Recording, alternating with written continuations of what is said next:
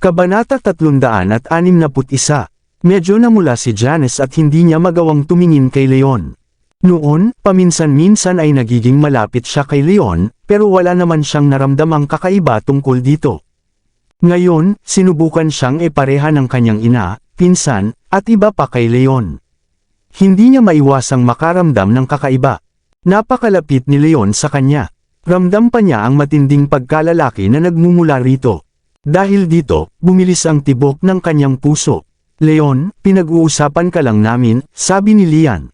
Kahit na nasabi na niya ang ilang hindi magagandang salita tungkol kay Leon kanina, parang hindi naman iyon pinansin ni Leon. Wala rin itong balak na palakihin ang issue. Dahil dito, gumaan ang kanyang loob. Mas lalo pa niyang nagustuhan ang ugali ni Leon. Para na siyang ina na tinitingnan ng magiging manugang.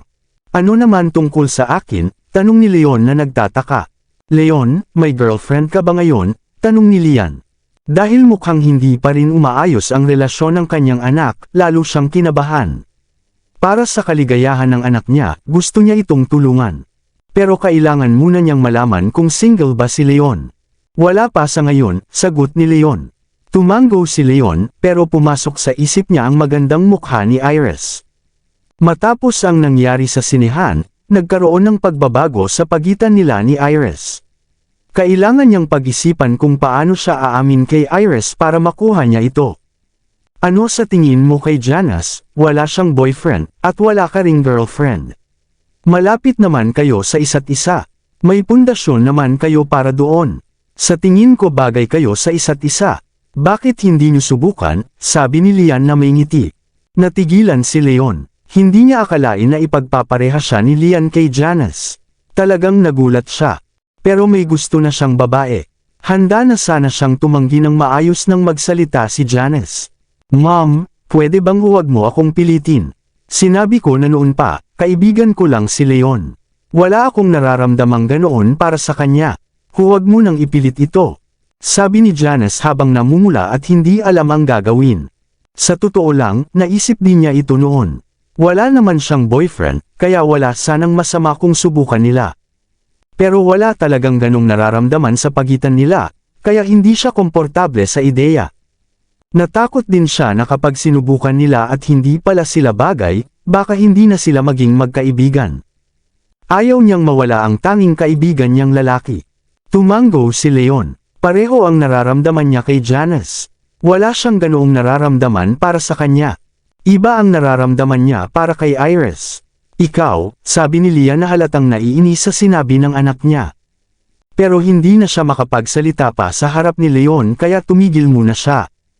Pagkatapos mananghalian, naghiwa-hiwalay na sila. Umuwi si Leon sakay ng motorsiklo. Mga alas 6 o alas 7 ng gabi, pinagsasabihan ni Lian si Janice sa bahay. Janice, sinasabi ko sa iyo, kailangan mong isipin si Leon. Dapat mong pahalagahan ang isang lalaking kasing galing niya.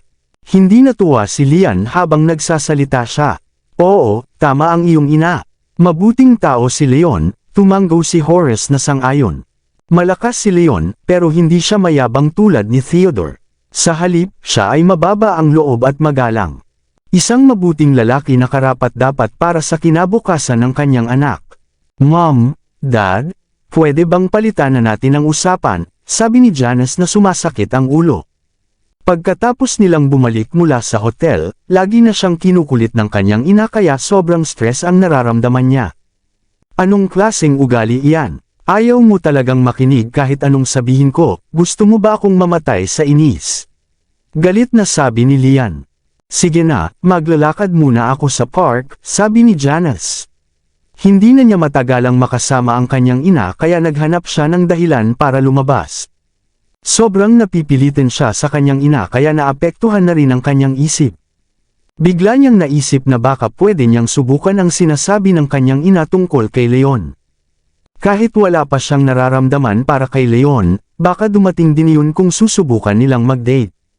Huwag kang lumabas. Sagutin mo muna ako kung papayag ka o hindi. Bumalik ka rito ngayon. Sigaw ni Lian. Galit na galit si Lian. Pero mabilis si Janice at nakababa na siya ng bahay. Nakakainis na batang iyan, sabi ni Lian na halos sumabog na sa inis. Lumapit siya sa bintana para tawagin sana ang kanyang anak. Maliit na 3 palapag lang ang bahay nila sa isang simpleng komunidad. Hindi nagtagal ay nakababa na si Janice. Habang nasa bintana si Lian at sisigaw sana, may kakaibang nangyari. Isang silver gray na MPV ang biglang huminto malapit kay Janice. Bumukas ang pinto at 2 malalakas na lalaking nakaitim na maskara ang biglang bumaba. Nagulat si Janice. Bago pa siya makakilos, hinawakan na siya ng 2 lalaki at pilit isinakay sa sasakyan. Nakita ito ni Lian at sobrang nagulat siya. "Sino kayo? Bakit niyo kinukuha ang anak ko?" Sigaw ni Lian. Halos gusto na niyang tumalon mula sa bintana kung wala lang rehas. Hindi niya alam kung napansin ba siya ng mga lalaki pero parang wala silang pakialam. Natigilan si Lian at halos himatayan sa takot. "Ano iyon? Ano ang nangyari?" Tanong ni Horace nang marinig niya ang sigaw ni Lian. "Horace, masama ito," dinukot si Janice. Nang hihinang hinawakan ni Lian ang braso ni Horace. "Ano?" Nagulat si Horace at agad tumingin sa bintana. Wala na ang sasakyan, nawala na ito sa paningin. "Lian, sigurado ka ba? Baka nagkamali ka lang. Wala tayong pera at kapangyarihan. Wala naman tayong kaaway. Hindi ako bulag. Paano ako magkakamali? May mga maskara sila. Malinaw na mga thug yun," sagot ni Lian. "Paano ito nangyari? Sino ang gumawa nito?" Natigilan si Horace. Alam niya na hindi magsisinungaling ang kanyang asawa kaya lalo siyang kinabahan. "Kailangan nating i-report sa pulis ito, kahit sino pa ang may gawa nito," agad na sabi ni Lian habang dinukot ang kanyang telepono at mag-uulat sana sa pulis. Hindi tayo pwedeng magsabi sa pulis," pinigilan siya ni Horace na natataranta. "Bakit hindi tayo pwedeng tumawag sa pulis? Nakidnap na ang anak mo, mas lalo siyang mapapahamak kada minuto. Papayagan mo bang magdusa ang anak mo at wala tayong gagawin?" galit na sabi ni Lian, at halos gusto na niyang sampalan si Horace. "Lian, kumalma ka. Kung mga marahas na kriminal ang kabila, mas lalong mapapahamak si Janice kapag tinawagan natin ang pulis at matakot sila," paliwanag ni Horace. Lalaki siya kaya mas kalmado siya at mas pinag-iisipan niya ang sitwasyon. Iyon, natigilan si Lian at alam niyang may punto ang asawa niya. Sa mga palabas, kapag nalaman ng mga kidnapper na may pulis ay maaari nilang patayin ang bihag kapag wala na silang takas. Kung mag-uulat sila sa pulis, maaaring saktan o patayin si Janice ng mga kriminal para iligtas ang sarili nila. Ano na ang gagawin natin? Wala tayong pera, wala tayong kapangyarihan, at wala tayong koneksyon. Ano ang gagawin natin kung hindi tayo mag-uulat sa pulis? Lalo pang natarante si Lian. Hindi niya basta hahayaang mamatay ang kanyang anak. "Huwag kang magpanik, kahit wala tayong kapangyarihan may kakayahan si Leon, at maaari natin siyang hingan ng tulong, at baka may paraan siya," sabi ni Horace. "Tama, paano ko nakalimutan si Leon?" sagot ni Lian, ngunit bigla siyang natigilan. "Pero wala tayong contact ni Leon, paano natin siya matutulungan?" Okay lang na iwan ni Janice ang telepono niya, baka nandoon ang contact ni Leon. "Kung hindi man pwede, pupunta tayo sa hotel para hanapin si Horson, may paraan siya para makontak si Leon," paliwanag ni Horace. "Hindi na kailangan na hanap ko na ang telepono ni Janice," sabi ni Lian habang kinuha niya ito sa lamesa sa sala at mabilis na hinanap ang numero ni Leon at tinawagan ito. Sa Dragon Bay Villas kasalukuyang naghahanda sina Luisa, Leon at Iris para magsanay. Biglang tumunog ang telepono ni Leon. "Hello Janice." Hindi pa man natatapos si Leon ay naputol na siya ni Lian. "Leon, ako ito, nakidnap si Janice ng mga kriminal." Mabilis na ikinwento ni Lian ang lahat kay Leon. "Ano?" Nagulat si Leon at agad na nanlaki ang kanyang mata.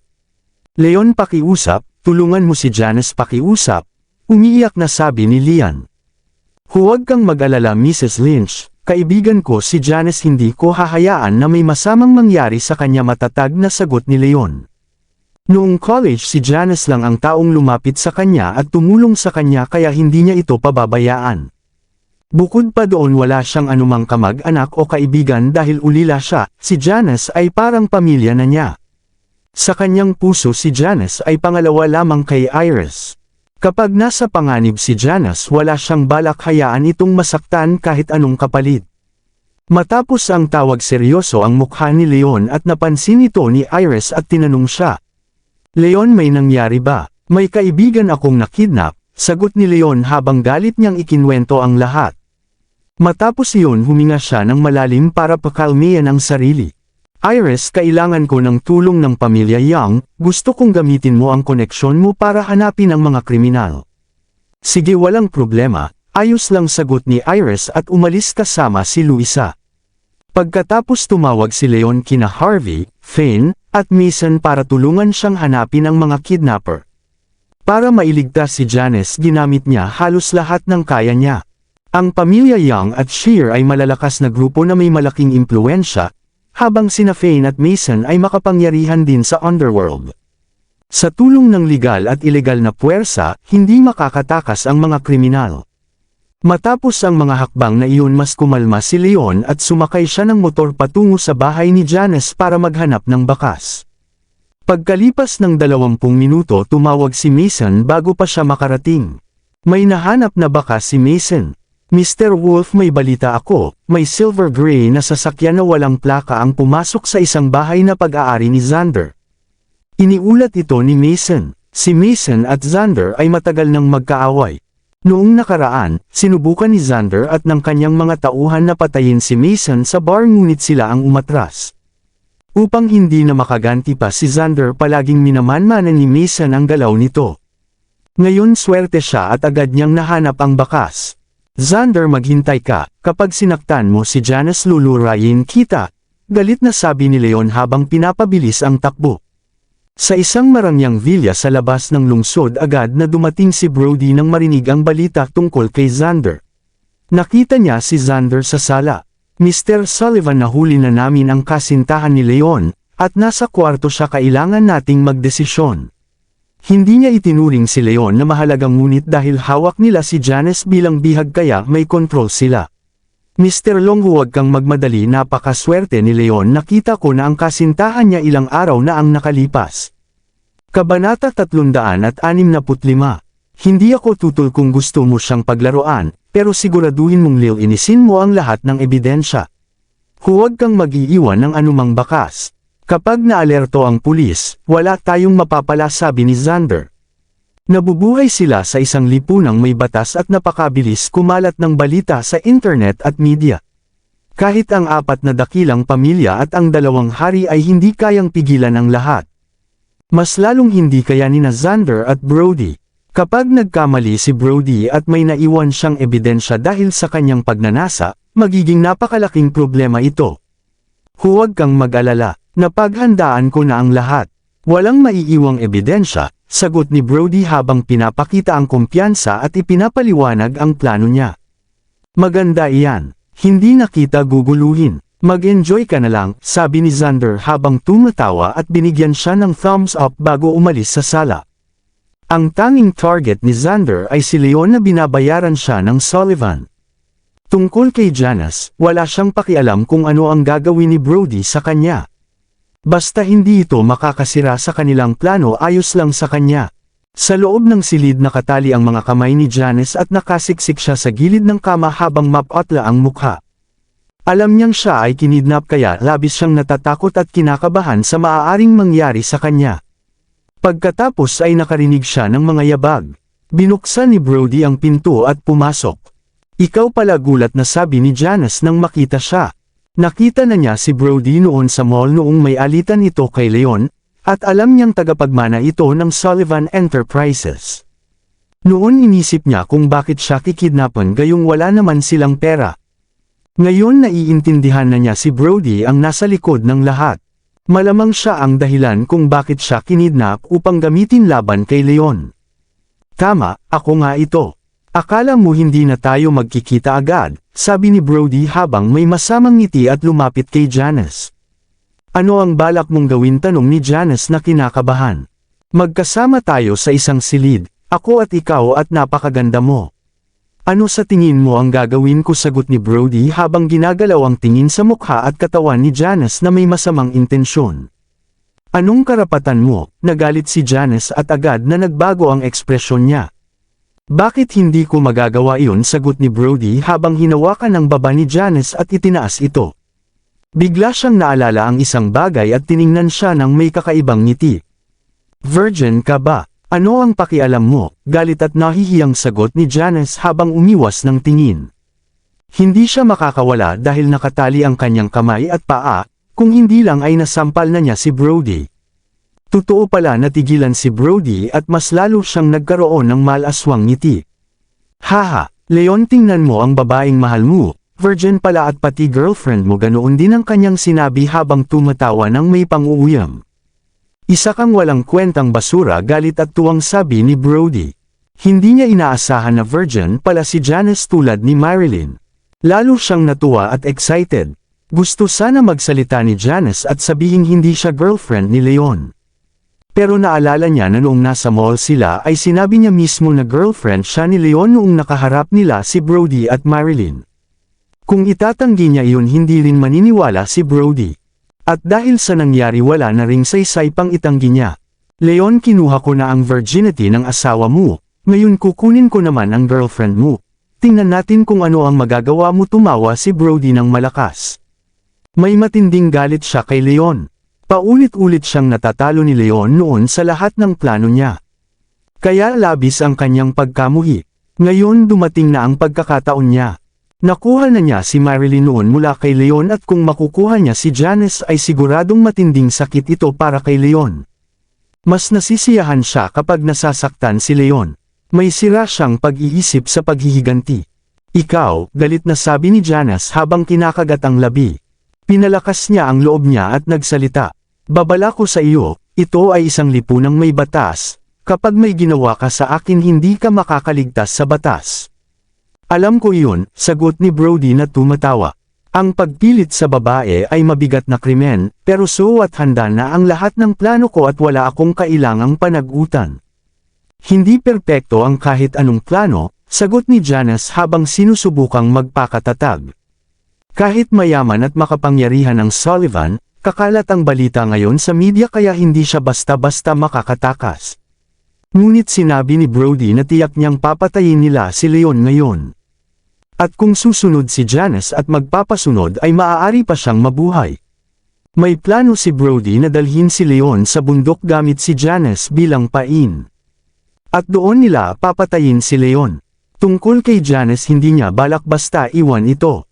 Kung ikukulong niya ito at gagawin niyang parang laruan ay ayos lang sa kanya.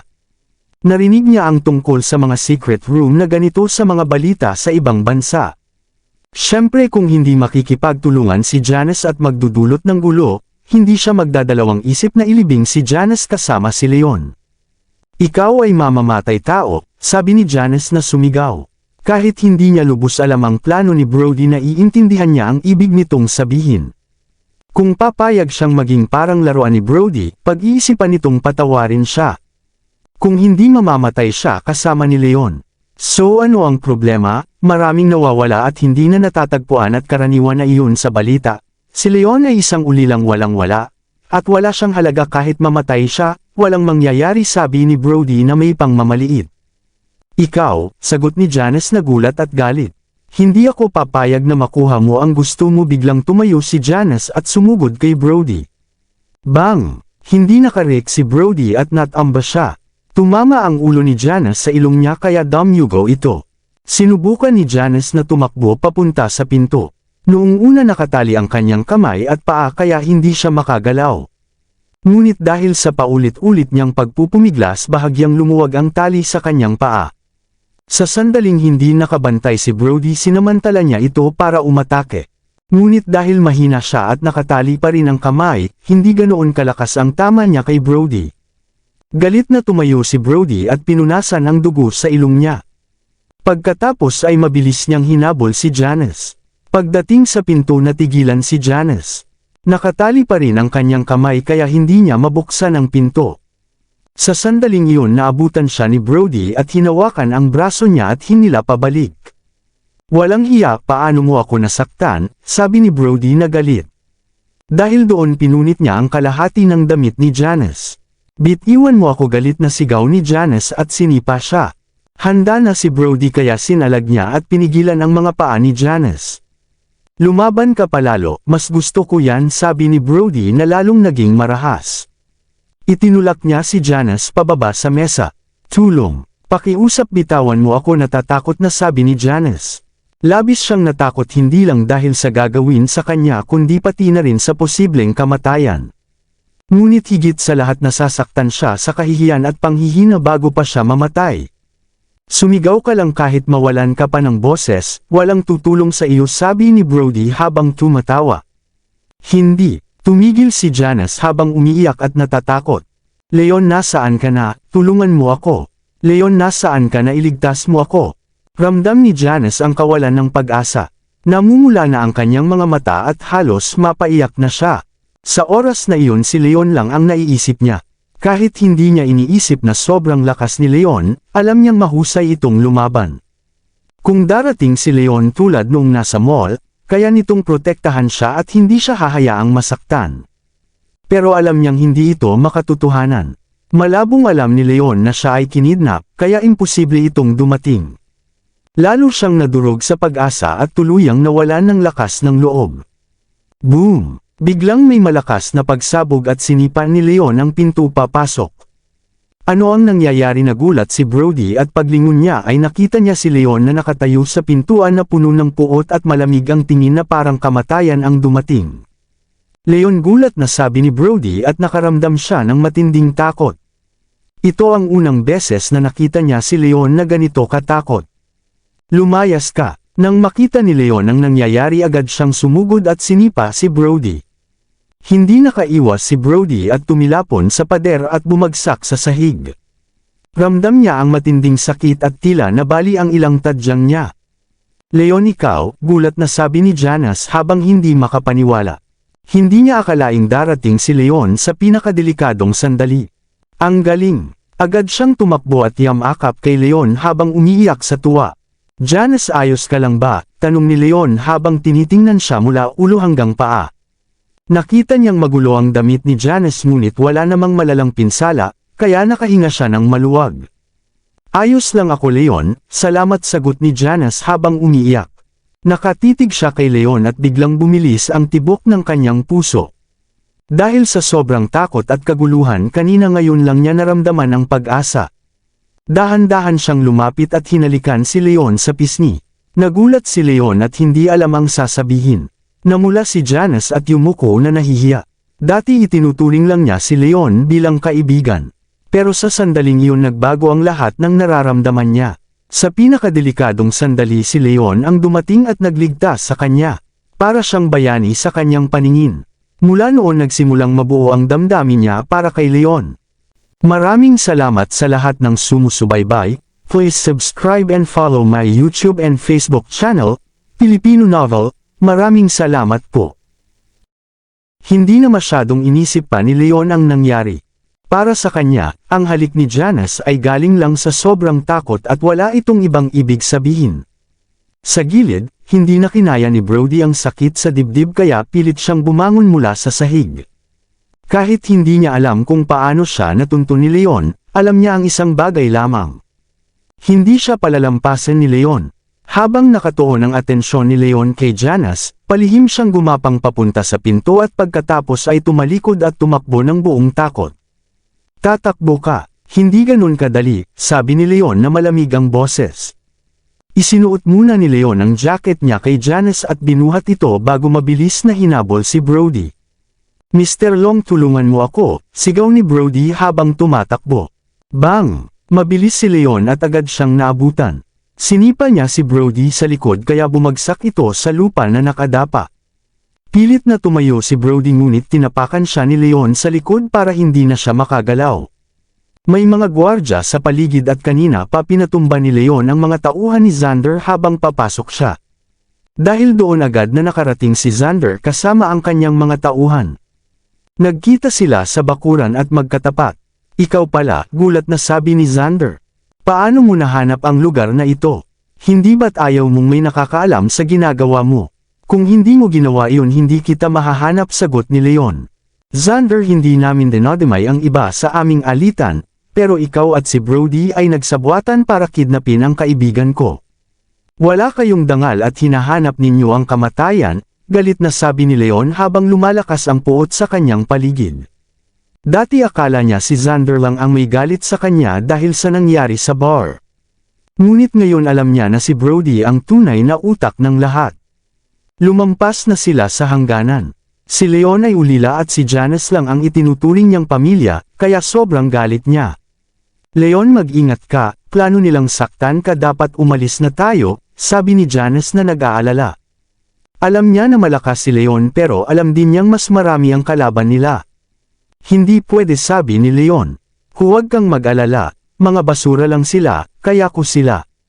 Pero, nag-aalinlangan pa rin si Janice. Wala nang pero dito, sagot ni Leon habang pinapakalma siya. Huwag kang mag-alala, habang nandito ako walang mangyayari sa iyo, sinabi niya habang hinahawakan ang kamay ni Janice. Kabanata 370. Oo, nagtitiwala ako sa iyo, sagot ni Janice habang ramdam ang init ng kamay ni Leon. Unti-unting lumitaw ang pakiramdam niya ng seguridad sa kanyang puso. Brat, sapat na ba yan? Galit na sabi ni Xander. Itataas ko pa ito isang beses, at bigyan kita ng pagkakataon, bitawan mo si Mr. Sullivan ngayon din, kung hindi huwag mo akong sisihin. Kasabay noon, sinenyasan niya ang kanyang mga tauhan at agad nilang pinalibutan sina Leon at Janice. Kahit hindi niya alam kung paano natunto ni Leon ang lugar nila, alam niyang suicide ang pumasok dito mag-isa. Ngunit dahil hawak ni Leon si Brody, nagdadalawang isip siya kumilos ng basta-basta. Kung pakakawalan ko siya dahil lang sa sinabi mo, nakakahiya naman iyon, sagot ni Leon na nakangiti. Bumigat ang ekspresyon ni Xander. Ano ang gusto mo? Tanong niya.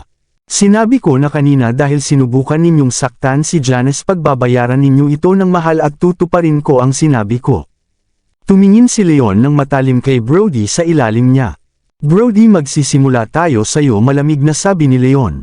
Nang maramdaman ni Brody ang titig niya, nanginginig siya sa takot.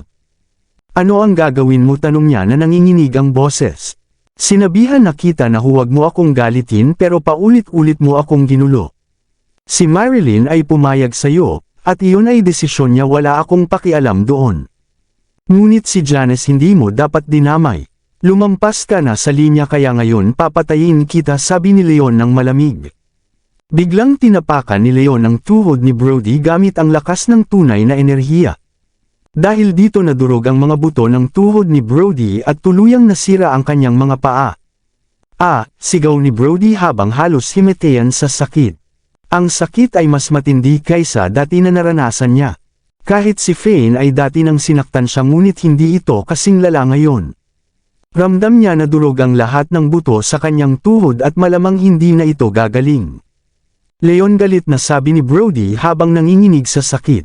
Hintayin mo lang, pag nasa kamay ka na ni Xander, hindi kita palalampasan. Hindi ko alam kung papalampasan mo ako, pero ako hindi kita palalampasan, sagot ni Leon na malamig. At muli siyang tinapakan. Sigaw muli si Brody habang pinagpapawisan sa sobrang sakit. Leon, kung kaya mo patayin mo ako, sabi ni Xander. Pero alam niyang hindi siya papatayin ni Leon sa harap ng iba. Kaya wala siyang kinatatakutan.